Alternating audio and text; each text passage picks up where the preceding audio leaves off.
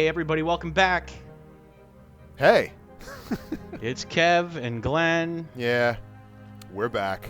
and we've it's been a little bit. I think we're a Yeah. little late on this one. Yeah, you know. But as you know, we are two reasonable guys, Mm-hmm. and we're going to talk about Star Wars, which is something we have not spoken about yet. It's a long time coming. It is a I'll say long that. I'll say time that. overdue. Yeah, overdue. Better word. And I know a lot of people talk about Star Wars. We're going to talk about, and don't turn us off when I say this, we're going to be talking about the prequels, or episodes 1, 2, and 3, the prequel trilogy. But don't worry about it. Neither Kevin or I really like those movies. So, It's a friggin' understatement. at least not too much. So, what we're going to do is we want to talk about just there were so many missed opportunities in episodes 1, 2, and 3. Yep. And so we kind of want to just dig into those 3 episodes and talk about the what might have been, the some things that they should have done, certain characters they should have focused on more. You know, just instead of shitting on it and being like, here's why these 3 episodes were terrible, which we all know why they were terrible. Full disclosure, there will be shitting on these movies. It's almost unavoidable. It's inevitable. Yeah, but yeah, this isn't going to be, Sorry, not sorry. 37 and a half reasons why episodes 1, 2, and 3 suck. No, it's because just gonna that's be more been like, done, right? That's always done, constantly. right. So let's just start. Let's just start with episode 1. Sure. And I know we dive right talked in. about a lot of this offline. Yeah. And I just want to get it out of the way because I know we both agree with this. Episode 1 doesn't even need to exist. Really, nothing No. happens. No. Nope. It's a movie about a pod race and the Gungans, and there's really not a lot going on. Yeah, it's all unnecessary. It's just dead space. But I think Glenn and I putting our heads together can come up with some solid would've, should've, could've moments that would have been pretty sweet to take up said dead space. Well, here's the biggest problem I have with this. And again, we weren't going to talk about problems, but you kind of have to. The biggest problem I have with episodes 1, 2, and 3 is when you look at episodes 4, 5, and 6, it's very obvious that the main character of episodes 4, 5, and 6 is Luke Skywalker. It's his story. Right. But when you look at episodes 1, 2, and 3, I can't tell you who the main character Yeah, is. who are we focusing on? There's no there's no, what's the word I'm looking for? Protagonist? Is that the... Yeah, there's right. no protagonist. There's no main protagonist. Hell, there's not even a main antagonist as far as they want you to believe.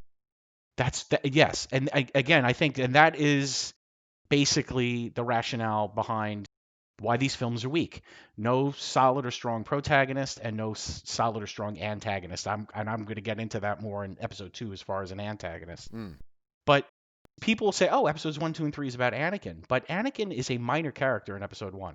Yeah. And he doesn't do anything. All you learn about Anakin is he's virgin born, he's really force strong, and he's a great pilot. And he's technically gifted, right? They just kind of threw that in there. Right, but you learn nothing about him as a person. There's no development there of any kind. Nope. Well, you could say that about you could say I will commit to the statement that you could say that about almost every character in the prequels. Is that they're all two-dimensional. There's almost two-dimensional. They're all one-dimensional. Well, fine. They're definitely not well thought out and fleshed out characters at all. Well, who is your favorite character in episode 1 if you had to pick? If I had to pick, I would probably say Obi-Wan just because I know where he ends up. Obi-Wan doesn't. But he's still flat. Nothing. He's still flat, and he's still really flat. I mean, Darth Maul was cool. The guy who played him is like he's like a wushu champion. So like Ray Park, right? Ray Park is a legit martial artist, and yeah, but he has no lines. He made it look good. He literally has, I think, 4 lines. Zero depth to the character except that he could do flippy lightsaber bullshit and do fancy kicks, and that's great for his like shoehorn purpose in the movie, but. He's the Boba Fett of episode 1. But he's even worse because they could have done so much. Like you have this like never before seen character whose purpose in the universe is to be this linchpin of the dark side, or a burgeoning linchpin of the dark side. and he just gets he's one and done in 20 minutes. You know? Yeah, and that's what I agree with you. Like Darth Maul, so underutilized. If Oh, they would have made him vastly. like Episode One's Darth Vader, like if the way Vader was in A New Hope, if Maul was that for Episode One, that would have been very cool. And there would have been your protagonist. There you Right. would have that lead protagonist driving the story. And it would have been a good starting point, or rather, not even a starting point, an ending point to the kind of combat that is feasible and aesthetically pleasing with lightsabers. Right? He didn't go into the realm of nonsensical flippy madness like they did in episode 2. He kept it pretty vanilla, but he added his own spice with the martial arts. You know what I mean? Yeah, I mean the saber battle was good. The saber battle was definitely good. I would probably say it's probably the best lightsaber battle in the prequels. Yeah, it was super solid. I would put it up there with any lightsaber battle, to be perfectly honest. I mean, I was a big fan of the fighting in A New Hope because it was very measured, it was very precise, it was very reminiscent of kendo or classic samurai sword fights, and I really dig that. I really dig that vibe. There's a YouTube video where somebody redoes the New Hope lightsaber battle between Vader and Obi-Wan, and he definitely adds a little bit more flair and excitement to it. Again, no flippy bullshit, Yeah, all right, fine. but it works well. I recommend watch. Everybody should go look that up. I understand it was kind of kendo. It looked like a martial arts demonstration, like an exhibition match. There wasn't really a lot going on. I would have liked it to be a little bit more Yeah, intense. but you got to think all right, so there's two men who know full well that they're holding extremely deadly weapons in their hand. They go beyond a sword. Like one touch of this thing can cauterize a wound instantaneously, right? You have to be like the amount of precision that you need to properly wield one of these things has to be inhuman, Right. right? And I think that was supposed to be the whole point, which is why when like Anakin and Yoda and even Count Dooku to an extent go full on hog wild ridiculous with these essentially laser chainsaws in their hands. It's just like, all right, guys, just chill the fuck out. Seriously. I don't Yeah. want to like shit all over people's fun. I mean, I know it looked cool from like from a I guess a special effects point of view, but again, I think it's a missed opportunity. I think they could have done so much more with the entire mechanic. Yeah. You know, As far as Episode One's concerned, I mean, I would say that about every single all the lightsaber fight fights. Got it. in the prequels. But Right. but But again, that's you the know, strength of Episode One. It's right. probably the best, the most reserved but exciting saber battle. And again, that's why if Darth Maul would have had a bigger role in that film, it would have been great. The whole pod racing storyline is Oh, is cut it, is useless. It's cut not it. important. It doesn't give us any information. It's definitely a cool scene, but You it you adds s- nothing to the you like storyline. saw huts and you saw some other stuff. Great.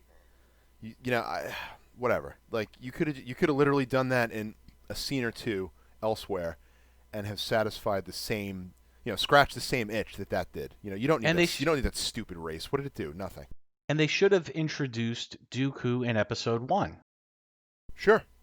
Absolutely. because isn't Dooku basically supposed to be the leader of the Confederacy of Independent Systems, the group of. You know what? I think you're right. I'm going to be honest. I But that's why could not it's bring weak. myself to watch these movies again, even though I knew we were talking about them. I just wanted to speak from the heart and not waste my time with these abominations. So, I think they dug into that storyline in the Clone Wars animated series, but mm, but if you set it up as saying, all right, look, you've got in the crawl, you're like, look, we've got instead of this whole trade, we're negotiating a blockade with the trade, which makes no oh sense, God, and it's just so stupid, and it does. yeah, You basically just say, look, you've got Count Dooku. Count Dooku has started. They have seceded from the Galactic Republic, mm-hmm, Confederacy of Independent Systems. He's in charge. He's a Sith. He has Sith working for him, and there's a rebellion underway, so to speak, and set up Dooku as the enemy. Have Dooku giving Darth Maul his marching orders. You could, I guess, show sort of, the cloaked emperor saying stuff, but That's fine. You could have the Cloak Emperor saying stuff, and then you could have Dooku and Maul in two different locations, hearing what he has to say. So at least it links them all together, And then we're like, all right, that's our enemy. Our enemy is this sort of this Dooku guy, and he's rebelling, and set that up. Forget about the blockade. Forget about the silly battle with the Gungans on Naboo. It's all of that stuff just doesn't do a damn thing. And the other thing they need to do is they make Padme more like Leia. Padme was so, like we said, one-dimensional. She should have, you should have felt like, I get it that that's Leia's mom. She's feisty. That would have made just for a more exciting character. Let's just say what you just said was the impetus behind her character. Let's just accept that as a fact. Still wasn't enough. Right. You know what I mean? Yeah, she was there, and she was feisty when she had to be, and she was like just enough of what the plot required to push it forward at a snail's pace. Right. And again, missed opportunity. It could have been another major character that they really expanded, because it was a blank slate. You knew nothing about Leia's mother. Right. It was. You could have done anything, and that's what they did. Swing and a big miss. That's the biggest missed opportunity. Is there wasn't any real character development. There wasn't any emotion behind any characters. There wasn't any. Qui-Gon might have been the most interesting character in it, and again, he's a completely useless character because he's there and then he's dead. Again, not used, not even underused, not used. What the hell else do you know about Qui-Gon besides his name and his profession? Yeah, he's set dressing. He is. And that's what I think we both agreed that episode 1 should have been everything that happened, all the important stuff in episode 1, sort of finding Anakin on Tatooine, liberating him from his slavery, having him be trained, taken away. All that stuff could have been handled in, and even setting up sort of that, there's this confederacy of that's removed itself from the empire, like that political thing. You do that in the first 20 minutes, and then boom, flash forward and be like, 11 years later or whatever it is, 8 years later, 7 years later, and basically kind of 20 minutes into episode 1, start episode 2, or start, at least, or show at least a teenage, and great, maybe even have a different actor, have an actor that's a young teen playing young Anakin, but now, Obi-Wan's training him and all that. I mean, I honestly think you can eliminate Qui-Gon from episode. There's no need for him. You have Obi-Wan find Anakin on Tatooine, and then Obi-Wan decides, okay, convinces the council we should train him. You don't need Qui-Gon. It's just he's not, like we said, he's not a necessary character. And then Right. boom, you're off to the races. We've Yep. established it. We found him. He's been liberated, and now you have how much time? You've got basically an hour and a half now in episode 1 to now cover, which again I think was another huge missed opportunity, not really showing the relationship of Anakin and Obi-Wan and their deep friendship. You see that I'm brought to that scene in episode 4 where Luke is in Obi-Wan's house, and he says, he's like, "Oh, Anakin was a dear, dear friend of mine," and Alec Guinness portrays that emotion of like he really misses Anakin, and they were like brothers, and you don't, none of that comes through in episodes 1, 2, and 3. So you could have done that, 20 minutes setup, and the rest of the film, some stuff with Obi-Wan and Anakin dealing with, issues with Dooku and that stuff. It didn't even have to be plot stuff. It could have just been side buddy cop things. You know what I mean? No, would have been good. It could have been if they were dealing with something, right? And then you find out at the very end of episode 1, oh, that the thing they were dealing with is related to to the Emperor's plans, Right. or Darth Sidious's plans, or Dooku's plans. And now that sets you. Now you're like, oh, I can't wait for episode 2. They just uncovered this crazy thing, and now they're like, oh my god, like They could have and had some. They could have had something. they follow some like right. They go on some sort of like buddy cop adventure, Right. and they're uncovering clues and bouncing around the galaxy, and we're seeing their friendship, and we're seeing one save the other and one help the other, and one ways they get under each other's skin, but ways in which they really love and respect each other. And then that reveal at the end of episode 1 is, oh my god, the Confederacy has a massive clone army. And then it ends. And you're like, Yeah. shit, okay, things are going to get There's no. crazy in They episode 2 didn't now. follow. There was no formula. You know what I mean? Like I was gonna say that they could even have had a scenario where the council sends them off to in response to some sort of complaint, and that complaint leads to an investigation. Right. That maybe they uncover some truly nasty stuff, like maybe there was a transport full of refugees that they were roasted alive, and they got into an altercation, and they accidentally killed somebody, and something that's supposed to tug on the emotional dip switches of each of these guys and really bring out the inner characters of either of them.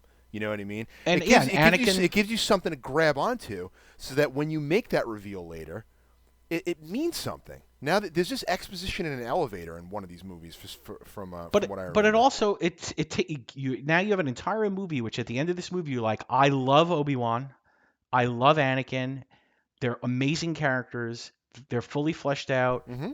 and I see how great their relationship is, and I can't wait to see them do more. And But in the yes, back of our yes. heads, we know at the end of episode 3 that's all going to fall apart. But now you're It makes it setting even everything better. up. That's Yeah. a tool. That's a tool you could use, and it also and then the post payoff is in episode 4 when Alec Guinness says he was a Yeah. dear friend, and Right. then that line has the weight that it deserves. Exactly, which it did not have. Didn't. It was just whatever. And you could imagine, Anakin being like Riggs, and like you said, they're uncovering a plot, and one thing leads to another. Maybe there's a thread that Riggs, oh, we should definitely go there and do that thing, and Obi-Wan's like, the council said we shouldn't do this, and Anakin's like, we got to go do, and you know what I mean, Yeah. and Do you always listen to what the council says? What? Just have some sort of and some sort of Obi-Wan, character flaw. I'm getting too old for Yeah. this shit. But then he follows I'm getting Anakin. too old for this shit. Right? Yeah. He follows Anakin, and then Anakin was right. Mm-hmm. So Anakin, and then we could play that game where Anakin going against the council, Could be not a good doing thing. things the Jedi way, doing things maybe the wrong way, quote unquote. But then it's not But he just still it's gets not results. Just, right, exactly. It's not But just now him we're being a seeing shit. how Anakin can't play within the system. Right. That Anakin, you know what I mean? Like, okay, we're seeing the fact where he could be tempted by a dark side. We're seeing the fact where, because during that whole episode, during that whole sort of whatever, cracking the case, we could see Anakin always taking the shortcut. You know what I mean? Where Obi-Wan's kind of like the guy where it's like, we really should go back and get a warrant. And Anakin's like, yeah, that's a good idea. And then when Obi-Wan turns around, he kicks the door in. You know what you're describing? You're describing the trio of police officers in Beverly Hills Cop. Mm-hmm. You've got Axel Foley, you've got Billy Rosewood, and you've got the Sarge. Right. It's like all Taggart. subtle Taggart. Thank you. You've got subtle levels of authority right there. You've got the sergeant who wants to play it by the book. He's got a pension. He's got a retirement. You've got Axel Foley who plays it fast and loose, Eddie Murphy style, right? And then you've got Billy Rosewood who's somewhere in the middle. He's kind of a lunatic, but yeah, that's the kind of dynamic that you could have had. But that's what made Beverly Hills Cop a good film. Oh, absolutely, because you had Let's that. set up 3 characters, and we can make the same argument about almost any piece of fiction that works. Everybody always talks about Star Trek, Kirk, Spock, and McCoy. You've got Spock, who's the logic and the reason. You've got McCoy, who's the emotion and the passion, and then Kirk's in the middle. And you have the two of them arguing with each other about what to do, but that it's a metaphor for what's going on in Kirk's head. Right. And based on their argument, Kirk makes a decision. That's what should have been happening between. See, you're already way out of. You've already defined so much more depth than these movies were capable of, and it's really unfortunate. Absolutely. And try as I might, I can't even be like, oh, but by the way, Glenn, maybe that did happen. Maybe this little insert scene here was meant to do insert character depth here. I can't even I can't even do that. Everybody, It's hard. everybody who I know who really loves these episodes will do that when I talk about them. Oh, but what about that scene? That scene showed this and that. And I'm like, Uh, no, it yeah. doesn't. It hinted at it and maybe could have really did that, but there was nothing ever really going on. It's the same. And this brings us into episode 2. So I mean, we could always go back to episode 1. Because But there's episode enough. 2, one of the main things about episode 2 is it's supposed to show you how Anakin and Padme fall in love. And I have no Dumb. clue why the two of them fall in love watching the two of them together. Oh, No idea. there's zero chemistry, and they spend, and honestly, just to like sum everything up, zero chemistry, and it takes way too long. You didn't even have to have any of that stuff on camera. You talking about that whole I can't believe we're using the Beverly Hills Cop defense, Hey, but it works. it works. But you've got the whole Foley Taggart Rosewood scenario going on. So if you think about it, obviously Anakin is Foley, right? So the way that could have worked, and again, now we get that trio that made Luke, Leia, and Han Yep. a great trio. Mm-hmm. Now, so if you think about it, I said I want Padme to be more like Leia. Now, if you think Leia is more of something's going wrong, people are in danger, we got to go help. And she just does it. She doesn't think about anything else. She goes for it. You know what I mean? She's like a paladin in Dungeons and Dragons. Sure. If she Sure. sees injustice, she Yep. goes for it. She doesn't care if somebody said it's okay. Runs She head doesn't care first. Yep. if they're Yep. undergunned, undermanned, underplanned. She's Got to do going it. for it. Someone's You got to know? do it. And then you've got Han, who's like, wait a minute, sister, I didn't sign up for all this nonsense, And Luke is also that sort of goody goody who's trying too hard. So if you have that dynamic where Obi-Wan's that stiff shirt and Anakin's always jumping into the fray head first without thinking, Right. but that's what a Padme who's more like Leia would be doing. Mm-hmm. And now you see why a Padme and an Anakin would fall in love because they Yes. both share that passion Mm-hmm. to Yeah. for helping and changing, but as it turns out, Anakin's doing it more out of a source of ego and conceit because he just wants to do cool stuff and succeed because he wants people like, wow, you're awesome, Anakin. Whereas Padme's doing it because she really cares about the people. She's not, Padme's not looking for the glory, but Anakin, in a sense, kind of is. But it's that kind of Tom Cruise, character, young cocky guy thing that Anakin has, Mm. just like Han. Right. Because think about that. That's exactly what happens. Leia sees that Han has a heart of gold. He's not this selfish scoundrel pirate Right. guy. That He really the image that he puts off, right? And That's his that demeanor. But and that she could be sees the his same character. the same dynamic between Padme and Anakin where Padme's like, no, I can see through Anakin's. Yeah, Anakin likes it when people say Yeah. he's awesome, It's like it's the same, but it's the opposite. but he really does care. He He does really care, but I see a darkness in him. No, but I don't think she should see that. I don't think she should Well, maybe see that. she. I think, All right, fine. but She that's what misses it. Obi-Wan should see. Obi-Wan should All right, see so maybe that. he sees it, she misses it, which would make sense of them having any sort of relationship, right? But I think here's what I think. Obi-Wan, because remember, Obi-Wan says he failed Anakin because he didn't really think. Look, I mean, just thinking about this. I'm writing a better film. So you have Obi-Wan, right? What was Obi-Wan's failure with Anakin is what he didn't see it. Now think about this. If they wrote it, why didn't Obi-Wan see it? Because Padme kept coming to his defense. So Sure. Anakin would run off and go do something, or there would be some action that maybe would clue Obi-Wan into maybe he's not really ready to be a Jedi. Maybe there's some warning signals going off. But then when Padme gets with Obi-Wan, Padme's like, please, I know him. He's got a good heart. You're worried for no reason. Don't worry about it. And so then because Obi-Wan probably wants to believe what Padme's telling him about Anakin. And then Obi-Wan's, you know what? I think you're probably right. I'm Well, worried about nothing. maybe it wasn't even. Maybe it was more subtle. Like they're just working together, and they played off of one another, and they Right. presented their actions as a whole instead of two people trying to do something, trying to do the same thing, but are motivated slightly differently. You know what I mean? Exactly. And so just creating that trio of characters. Oh, and by the way, when you say this leads into my other thing when they say, who should the lead character be for episodes 1, 2, and 3, and I say absolutely it should be Obi-Wan.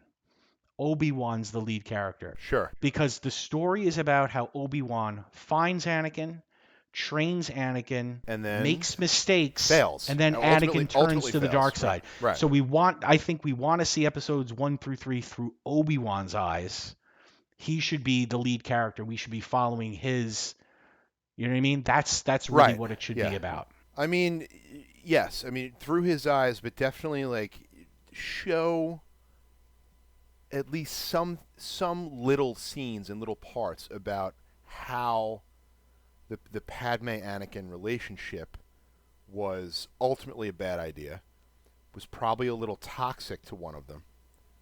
You know, but I mean, I wouldn't focus on that too much. No, but I disagree with you on that. I don't think you talk about how I don't think the relationship is a bad idea. I think you have to make it that the relationship is a great idea, but you have to make it that, and this is why I think it would be great.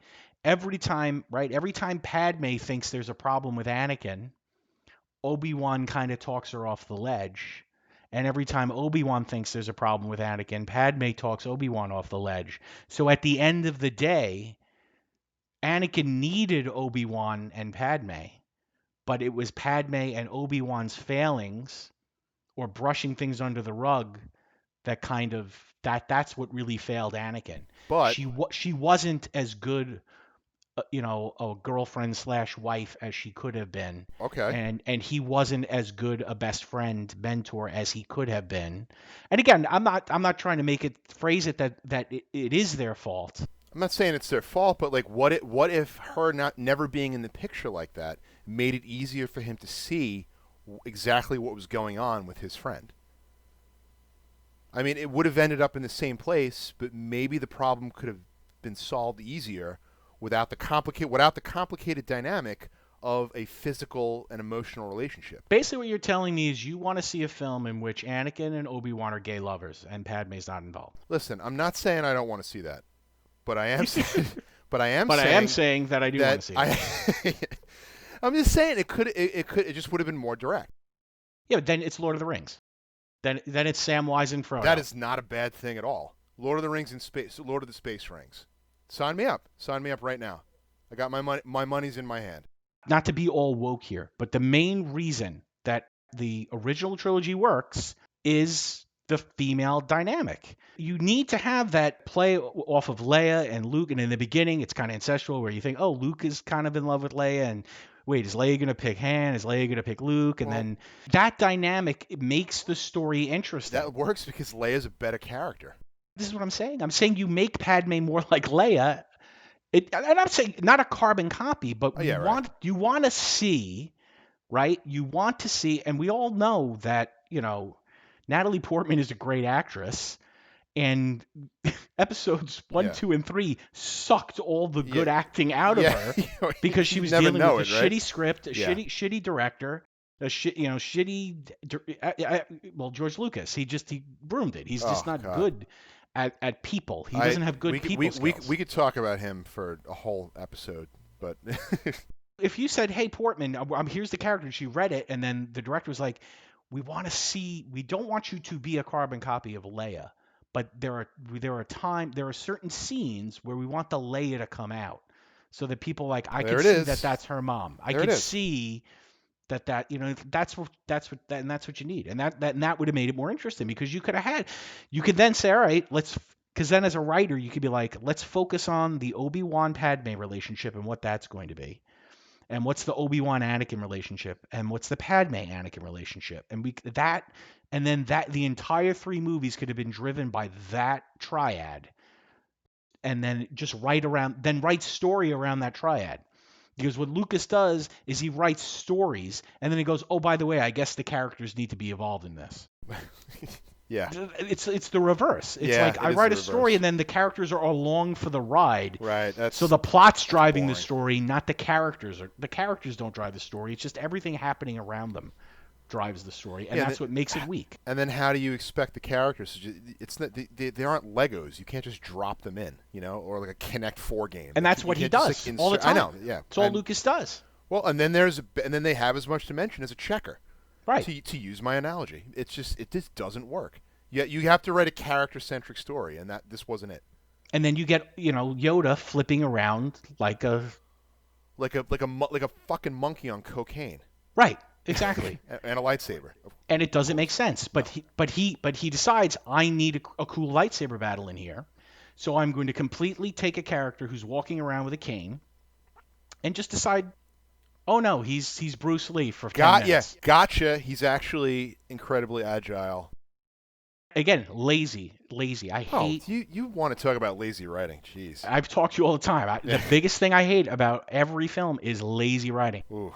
You write a character, you say, all right, look, Yoda uses a cane, blah, whatever the case may be. We know he's stronger with the Force. Oh, but I want to have a fight between him and Palpatine. Great. Sit down, put your big boy pants on, and say, how do I make an exciting confrontation between Palpatine and Yoda when Yoda can't flip around like a Muppet on crack or whatever you said? And then it becomes more interesting because Yep. you're like, all right, now we're going to have to show that. Which, It's oddly too enough, big brain. I just started watching yesterday. My son Ryan recommended that I watch the animated Clone Wars, and I don't know if you've watched it. I started a few days ago and watched one episode. Oh, interesting. So I've Yeah. watched the first 3, and I believe it's the second one. But yeah, the second one, it's a big Yoda. It's a big Yoda episode, Okay. and they tell a really good Yoda story, and they actually have Yoda in a situation where if he could flip around like a cuckoo bird, and he does at times do that in the episode, but it's not the reason why he wins the day. You know what I mean? And I think the only All right. reason why they have him flipping around like that is because it was already canon. They already showed that he could do that. Right. The flippiness has already happened. Right. Like. But even they knew, like, if this episode is Yoda saves the day because he can flip around like Bruce Lee, there's no drama in this episode. So we have to show the wisdom of Yoda Yes. and how the wisdom of Yoda saves the day. Or not. All right. Let's just say that he didn't. That the big boy pants weren't big enough to showcase his wisdom. Let's say that. How cool would it have been if you have Dooku or some sort of Jedi Master who is an accomplished lightsaber fighter trying to deal with this 2 foot, 1 foot, 2 foot nothing creature who barely moves but is able to fend off all of your advances with using just the Force. Not even like maybe he's moving his lightsaber with just a flick of his index finger, or he's using the environment, or he's using like tricks of the light. Like it could have been Exactly. so damned cool. You make a good point there. Because of his stature and because he can't fight a regular sized person in the manner in which they can, he has a completely different style, and it plays to his strengths. Yeah. To say it's unorthodox is an understatement. It would be so. And so cool. every Jedi that comes up against them, he puts them through the ringer because they're like, I have no idea how to fight this guy. How do I even deal with this? He's always doing some weird thing And that by the I'm time, not expecting. and by the time you're able to by the time your fight IQ kicks in and you think you've got his timing down, you're already on your ass. You're done. You're getting hit with a crate, or his lightsaber is behind you. You have no idea what's going right, on. or Yoda's on the ship and he's already yeah, flown halfway, and you're like, oh. He left already. You're still and the looking guy's for like, him. yeah, he didn't kick my butt, but I had my ass handed to me. Because you didn't give him a problem. The guy he was like shopping for raisins. He's like, all right, okay, I'm gonna move on now. Bye. But Yoda would be the kind of guy that, like, because he said, right, wars don't make one great. In Empire, he pinches his muscle and said, this doesn't matter. Yeah. That'll be your undoing when you think that's too big. Like, this is all Yoda ever said. So the fact that he fights other Jedis the same way that Jedis fight literally dumb. makes no sense against the character. It's dumb. Yes. Always has been dumb and always will be dumb. Mm-hmm. You know? Here's another thing that I thought was a big missed opportunity. Okay, what's up? And some people might say this would have been fan service. All right. But you get Qui-Gon in Episode 1, and he's probably one of the better characters in that film. Which is saying something, but and then he dies. So how come he's not a Force ghost ever? Now, I think he might have been one in the remaster of the remaster of who? Of Episode 6. Remember when they re-released the No. what the hell were they called? No, he wasn't. The cuts, like the new cuts No, they showed, it wasn't okay. no. At the very end, they put Oh, they he was they put Anakin was Hayden the stupid Christensen ghost, as right? Yeah, Anakin, yeah. but Okay, it's all still right. just Anakin, Obi-Wan, and Yoda. Okay. Yeah, I don't know why he was never a ghost. No, and Qui-Gon shouldn't be there at the end. I've heard people say like every Jedi, and Luke doesn't know them. Ah, So okay. you can't have Mace Windu and like Luke Yeah, doesn't right. Then know just have them. all the have all It the makes no Jedi that freaking were killed sense. in General Order 66, right? Just have them lined Yeah, up. they're just all hanging out. Like we're All having a just all party. ghosts. Like, hey, I heard there was a punch and Is there a pie here. ghost party going Yeah, on here? ghosts, a Force ghost party. Somebody told me there'd be blue milk. oh. Oh, it seems so nasty. Yeah, all right, that makes sense. And again, I'm not saying like have like Qui-Gon just appear next to Obi-Wan and they have to have like a 3-minute conversation. But it would have been cool if like somewhere in episode 2 Obi-Wan is dealing with a stressful situation. Maybe when he's fighting what do you call him? Jango Fett. Django Unchained. Right? That happens in episode 2? Yes, they fight at the Camino facility, right? Yeah. So would it have been cool if when Obi-Wan was in jeopardy and I think it was like raining out and then maybe like a lightning flash hits and just for a few seconds Obi-Wan thinks he sees Qui-Gon standing there like motioning into a direction or doing like a behind you kind of a thing. Because if you remember like in episode 4 Obi-Wan's killed and Obi-Wan like appears just as a voice kind of in Luke's head. Yeah.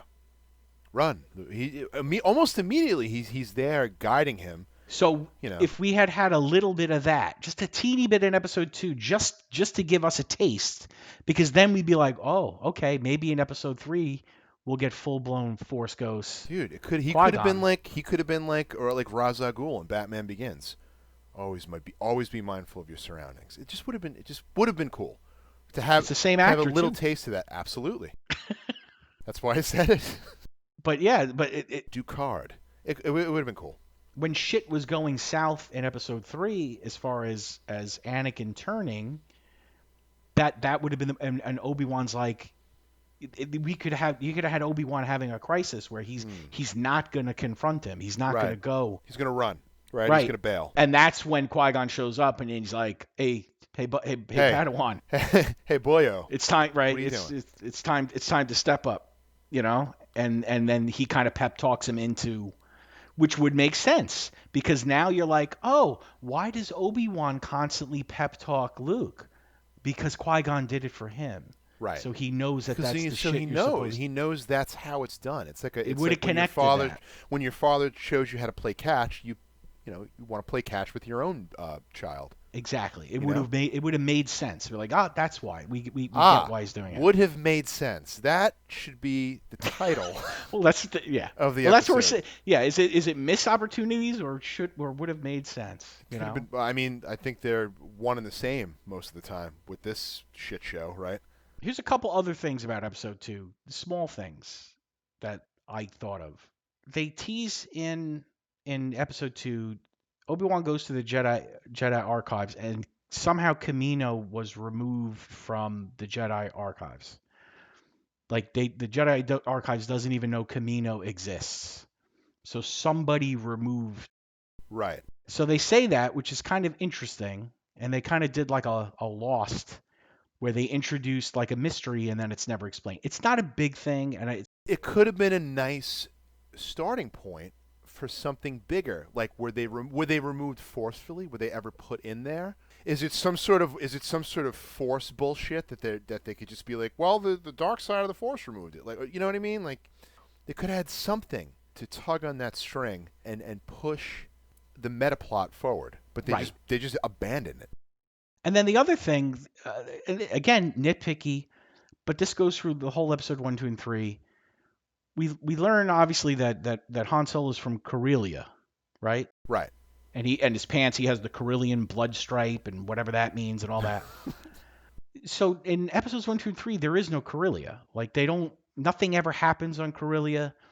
I'm not saying put Han Solo or Han Solo's parents in it or any of that nonsense, but it would have been nice if in episode 1, 2, and 3 they had at least one scene or something critical happen on that planet so we could see Han Solo's home planet and what it's like and where he came from. I think that would have been nice just to flesh out the universe because we've never really done that. I guess in the Han Solo film, right? In the beginning, are they on Corellia? I have no idea. I think they are. They probably are, but I could be wrong. But I'm not. I'm that drawing a that would have blank. been I don't know. nice. Yeah, you're right. It would have been a little call out. You know. And then the other missed opportunity for me was you have Uncle Owen and Aunt Beru, Hmm. right? And they're in episode 2, and I think Obi-Wan shows up, right? I think this is after the when the whole Sand people were massacred, and Right. Right. but when we see in episode 4, Uncle Owen's like, Wizard's a crazy old man, and I don't want him following him in some idealistic crusade. Like it seems like Uncle Owen has beef with Obi-Wan. Yeah, he's a little salty, and why is that though? We don't Yeah. get that in episode 2. We don't see, that beef isn't Yeah. It's like an old hate. He's like, I don't want to talk about him. Like, yeah, just get away from me. The guy's trouble. right. So we should have seen, Obi-Wan was, and that would have been great too, because remember, like maybe Owen's the guy that's like, it's going to be your fault, dude, when things go bad with Anakin. Because with all your Jedi training and all your this and that, you're not, you're not taking care of him the right way, like his mother could have, or you're not. He should be with family. He shouldn't be with you, gallivanting around the galaxy, right? Because there's the whole idealistic crusade line. Like, we should have seen that. And again, that could have been another hint later on where Obi-Wan's like, I should have maybe listened to Owen. Maybe I was leading Anakin a little bit toward astray so that when he went dark, maybe I could have done, you know what I mean? Like Yeah. they could have done that. And then again, it would have had a little bit more teeth to it when he's talking about Obi-Wan in episode 4. You'd be like, oh yeah, yeah, Owen doesn't like Obi-Wan, man. They had it out. They Yeah. had a bit of a problem. There was a bit of a dust up, right? Yeah, that would have been Something. cool. Right. But again, Uncle Owen was just a cardboard nothing who gives a crap dude. It was Yep. worthless. It was just pointless. Do we have any more business on episode 2? I know we're bouncing around, but that was Um. Well, yeah. I mean, I'm thinking about any interaction with They could have explained why it was so easy for a bounty hunter like Jango Fett to take on a fully trained Jedi, because they just do that, and it doesn't. And for me personally, and this is going to be a little biased because I outright despise the Boba Fett character, but I just think but Boba that. Fett's so cool. Oh God, you really want to get into this because. Ugh. Here's the thing. You have these warriors, right? Who are essentially wizards, right? They have control of this power that's essentially a primal force of the universe. It almost alters reality. How is anyone supposed to deal with that out of the gate? And I say out of the gate because who is going to teach these people how to deal with it outside of actually fighting Jedi? Like, it's not something that they can go on the internet and be like, well, here's the strat on how to deal with a laser sword wielding space wizard. Like, it's not going to happen. Obi-Wan was young, right? He was young in episode 2. All right, you know what? He's okay. So he wasn't fully trained. Fine. And then Django is again, there's no explanation, but Django is like he's just super skilled. What was he? I don't know. I'm giving you the explanation. And no one knows, right? And this is what happens when people bring stuff up like this. Like, oh, actually, Django. It's like, well, then it gets cited. The stuff that gets cited is not in the movie. It's in some obscure either fan made. But you're being nitpicky. Does it matter? Does it matter that Django Fett can like go toe to toe with Obi-Wan? Is it really a big deal that No, no, it's not. But I feel like it sets its weird precedence that it's it's like a giant hole in making sense. And I know I'm talking about making sense in a yeah? But then movie. later on, like clone troopers just execute Jedi's. Well, again, it's dumb. Although we find out later on that a lot of those dudes escaped. They didn't all get killed. Some others went into hiding, and I should hope so. I mean, like they're just gonna get done in by a bunch of brainwashed clones who had a switch flipped and just it literally pointed their guns at I mean from that's really point A the to only point B. explanation because all of a sudden the switch gets flipped by Order 66, and then they all just kind of shoot him in the back, and the Jedi's not like, oh, I got to worry about the 15 clone troopers behind me. They're on my team. Why don't you just have them use the friggin' Yeah, but the force? Force isn't Spidey sense. Isn't it though? I I don't feel think like it is. I feel like it's whatever it needs to be, and obviously it didn't Well, need to. that's a problem too. It didn't need to have them saved from General Order. Shut the fuck up. So basically, the Force is like Deanna Troy's empathic Yeah, abilities in well, Star Trek. it's Oh, in so this episode, I can sense 85,000 people exactly. a billion light years away. But in this episode, a guy farts in the room next door, and I have no idea. No clue who it is. It's such a wide spectrum of available power. What is it again? Lazy It's writing. lazy. The Force exists. It existed in the framework of the original three movies. Fine, right? Because it did what it had to do. It wasn't exploited. It didn't have to be exploited, and it was fine. The second you start expanding that universe to additional movies or to additional content, no matter what the medium, you have to give it an explanation. You can't just be like, well, the force is all around us. That is the biggest bullshit cop-out answer I've ever heard. Mm-hmm. You need to give it some structure. You have to. That's good writing. It's good storytelling. I agree. You know? But I mean, this is the weakness with George Lucas. George Lucas is not concerned with explanation, which is weird. What he throws in the whole midichlorian count nonsense. I just don't even know why he gets all Star Trek with the Force all of a sudden. He's just trying. Like everything else, he's trying and failing. It's either trying and it doesn't go that far and it just gets abandoned, like the whole Camino thing we were talking about, or he goes all in on an explanation like the midichlorians, and it still sucks. And even with more explanation, it just shows you how much it sucks. And it's ultimately unnecessary. I agree. Right. I did one of these master classes, and I'm going to forget with who, but she created Grey's Anatomy, and I don't remember her name. But she did a master class on television writing, and a lot of what she says for television, of course, works for film, but a little bit more for television. But I guess more for Star Wars because it's episodic like television. And basically, she says when you're creating a character, she's like, don't write out the character's entire history and where they grew up and their likes and their. I think she used an example. She's like, don't writing out your character and saying that they like peanut butter on there makes no sense. He goes, your character likes peanut butter when you're writing a story where they need to like peanut butter. Right. Or not like peanut butter. Right, but until then, it doesn't matter. Hmm. You don't write about their brother and their sister and their mother and their uncle and their father and how they grew up and maybe they were poor or maybe they were bullied or maybe they weren't bullied. They're like, you don't write that because it doesn't make a difference. So are you saying that the character's got to be fluid? Well, I'm saying the midichlorian, you don't need to talk about midichlorians because there is no reason. It's not like we learn about the midichlorian thing. And then sometime later on, holy shit, remember that weird midichlorian thing that happened? Yeah. It all made sense in episode 3 when this blah blah blah, and then we learn what the midichlorian, right? Yep.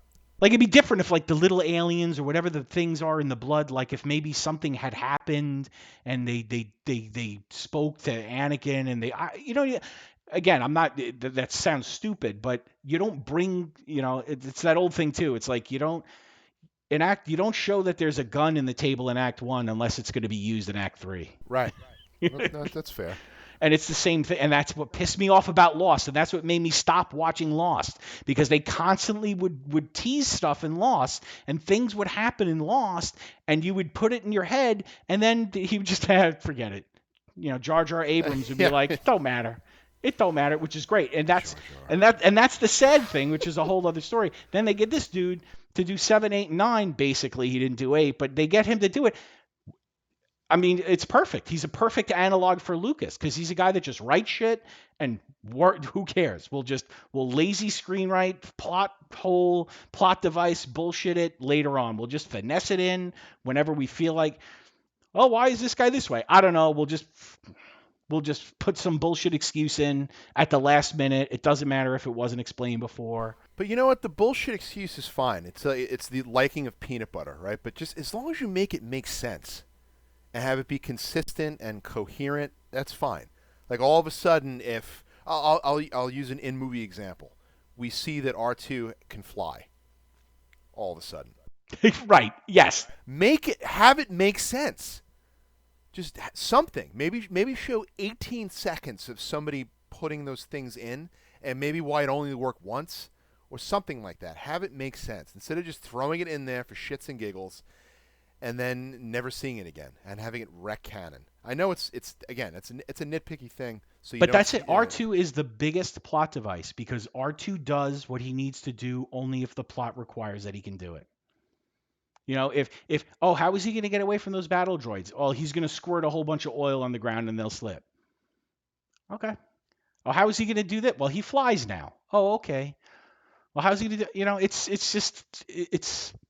And again, we're nitpicking here because look, I guess a droid can do whatever they want the droid to do whenever it needs to do it. Yeah, But the problem is that. this: I'm going to take it to I'm actually going to help prove your point because I'm almost saying the droid could do whatever a droid could do when it needs to do it. But if the motherfucker could fly, then he would have flown off of the X-wing in Episode 5 and not fallen into the swamp. Fair. But he does. Yeah, he just takes a header right into the swamp. And then again, like you said, then you've got some knucklehead fans go, well, they retcon it like, well, you see what happened is that in the future his jetpack ability was removed. He had that, but then he didn't have it because it broke. So his jetpack broke, and then he didn't have it when he was on Dagobah. So, all right, listen, I'm all about world building, and I can understand the suspension of disbelief to have the story be more enjoyable or make a bit more sense or check whatever box you need to check, right? And I also think that sometimes you have to use your imagination to fill in the blanks because because there are a lot of stories where things aren't explained, they're not spoon-fed to you. You have to pick up on visual and story cues to kind of, like I just said, fill in the blanks. But stuff like this is just lazy writing. It's stupid. Yeah, and we're being nitpicky with the droid, but it's because it happens so often. It's like it's a lot of it's just ham-fisted. It becomes so much that you start to notice it all the time because I'm not going to forget. By the way, I looked it up because I just want to say because it was a really good masterclass. So it was Shonda Rhimes, who's the creator of Grey's Anatomy, and she does the masterclass on. I don't know specifically what it's called. It's not really on. It's on basically writing for television, I guess. I don't know what the specific name is, but it was great. It was a great. It was awesome to watch it. All right, I'll give it a shot. But what bugs me about all that lazy writing is that there always has to be a suspension of disbelief when you're watching any piece of fiction. Sure. There always has to be a suspension of disbelief. Right. Yeah. But there can't be too much, and I don't want to get too off topic, but it's like Superman can fly. Okay, we don't need the physics of why Superman can fly. We don't need it explained to us. Superman can fly. Superman has laser eyes. He's very strong. These are all good, He can see through anything, but he can't see through lead. Got it. But then you get movies like Superman 2, who all of a sudden, in that climactic battle at the end, in the Fortress of Solitude, all of a sudden the Kryptonians they're disappearing and teleporting. Yep. Oh god, that whole scene. And then Superman's not only disappearing and teleporting, but he's creating holographic versions of himself. And isn't that when he throws the S from his chest? I was leading to that, where he peels the S a giant cellophane S and throws it at some. Oh So this is what I mean when that's lazy writing. It's like you can't think of a good fight, so you just come up with nonsense. And yes, well, Superman, we have to suspend disbelief, but it doesn't mean Superman could just kind of do anything he wants to whenever he wants to. Like there still has to be some rules for Superman so that we know that tension can be created. God. Like if there's kryptonite around, he can't like we need those rules. Otherwise it's just things go kablooey. And those, again, we're trying not to talk about the problems with episodes 1, 2, and 3. But I guess you can't help but get angry about. Well, that's where it ended up. It's because of the lack of a coherent story, and there's no foundation of solid characters. This is where you end up with like weird suspension of disbelief and crap just thrown in there, and it's a mess.